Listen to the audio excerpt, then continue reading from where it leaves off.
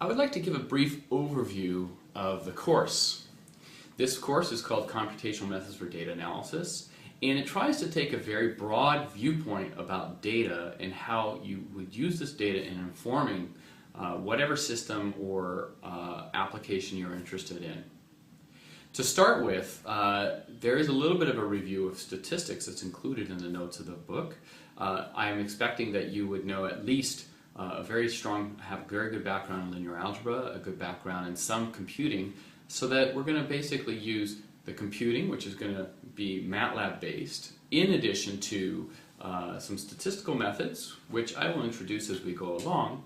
And in addition to these statistical methods, we're going to start building upon this towards trying to figure out how would you use this data to inform your system.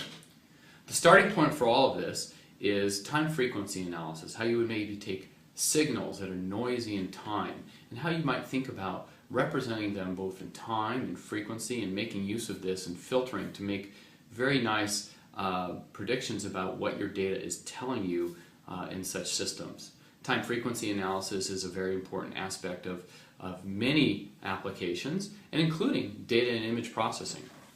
In fact, that's eventually where this time frequency processing will lead, is this idea of image processing.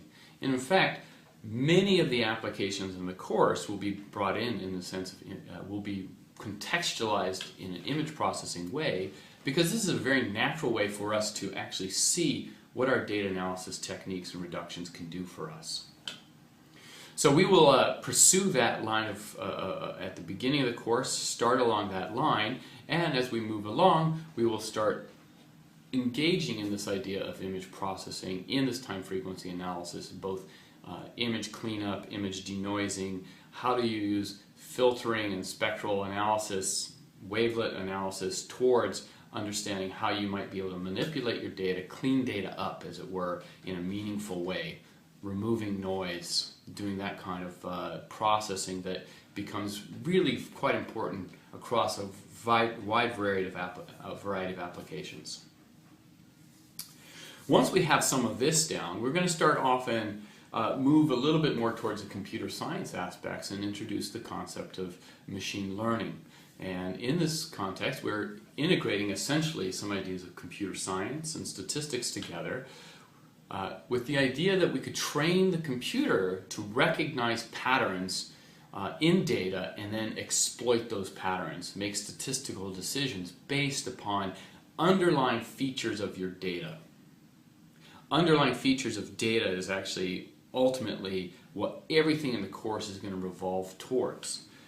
This first simple example of even learning how to identify dogs from cats, how would you write a routine that would help you in fact do this in a systematic way? And most of this is done by doing this machine learning architecture, which looks for features in your data. One of the most common ways to look for features in the data is through what's called the singular value decomposition. This is also known as principal component analysis or proper orthogonal mode decomposition. In fact, there are quite a number of different names by which this goes by, and it's an extremely powerful technique for essentially moving your data into a space where you can look for clusters, meaningful clusters of data that you would not be able to pick out with the naked eye. And it's this kind of clustering of data, or looking at these low dimensional structures in your data, that allows us to actually build efficient codes for understanding how our data behaves in the first place. So we're going to pursue this quite a bit. And after this example of sort of more traditional computer science type applications, we're going to move into what I call complex dynamical systems. So systems in which you can think about either whether climate modeling, weather prediction, or even any kind of neuro system where you have lots of dynamics going on, and your ability to actually write down some kind of governing equations for this is fairly limited, or perhaps imprecise. Yet at the same time, you've collected significant amounts of data on your system, and what you would like to be able to do is maybe construct or reproduce or predict how the future state of the system will evolve. So we're going to start placing some of these data analysis techniques in the context of what might be considered more scientific applications that come from traditional STEM fields, So for instance, fluid flow. And so what we'd like to do is think about looking for structures in our data, and our data now is dynamic. Our data keeps being recorded. We keep gathering information from our data, and how can we use this information to either inform a model or make predictive statements about the future state of that system. The work here will involve, again, either principal components, if you would like to call them that, or proper orthogonal decomposition. In either case, the idea here is to project your data onto some low-dimensional underlying manifold on which all the dynamics happens. Okay, so this is often called dimensionality reduction. You take this very large complex system, which either will take you quite a bit a long time to solve, or you maybe don't even have governing equations for your system. However, you have a lot of measurements that may be even very precise, and how to use the data alone to inform the future state of your system. This is going to be the focus of the second part of the course, which is let's take a system that is related to some physical system we would like to quantify, and how do we use the data and integrate it with our more traditional approaches to scientific computing. In this, we're going to introduce two methods that are even what might be called equation-free. One is, in fact, called equation-free modeling. And this doesn't mean you don't have equations. It simply means that you might actually not have the governing equations you need to understand the evolution of your system. Maybe it's too complex. Maybe you don't have a handle on how to actually write down governing equations. However, you have data measurements. And can you use those data measurements alone to inform the future state of your system? So this is called equation-free modeling. Another system for trying to do such modeling procedures is called dynamic mode decomposition, in which you project your data into some low-dimensional manifold to try to predict the future state of the system by taking snapshots of data and trying to understand, from my low-dimensional features, can I actually predict perhaps my state of the system much further out. And so by using this, you can start thinking about framing control problems, framing accurate ways to predict future states of the system, and so forth.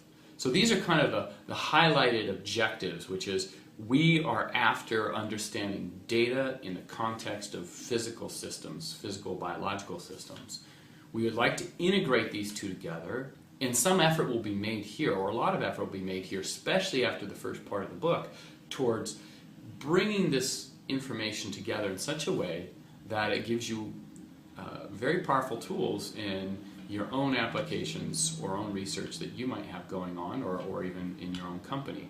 And so the idea will be to try to do this within the context of smaller toy models to demonstrate the concepts.